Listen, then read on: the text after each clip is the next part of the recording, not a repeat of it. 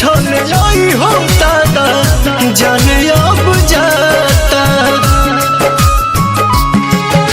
मोहब्बत बेचाता है बाजार में, केहू पिए ला जहरिया के करो प्यार में। मोहब्बत बेचाता है बाजार में, केहू पिए ला जहरिया के करो प्यार में।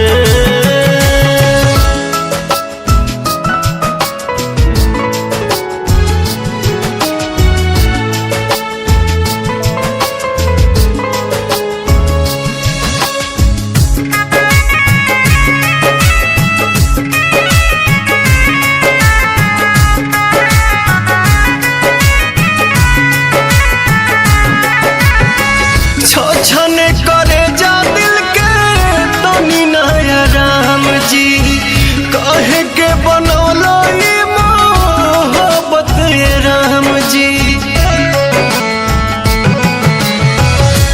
छने करे जा दिल के तनी नया राम जी, हाँ कहे के बनौलो ये मोहब्बत ये राम जी। सारा सपना बन के आंसू बहे धार में, केहू पिए ला जहरिया के करो प्यार में। सारा सपना बन के आंसू बहे धार में, केहू पिए ला जहरिया के करो प्यार में।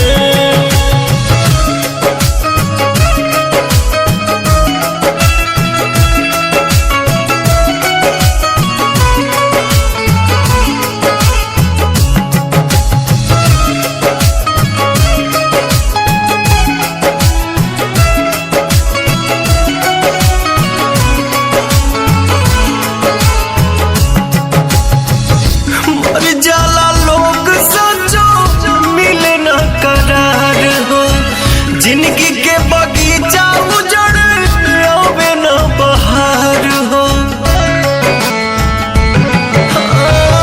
मर जाला लोग सचो मिले न करार हो, जिंदगी के बगीचा उजड़ आवे न बहार हो।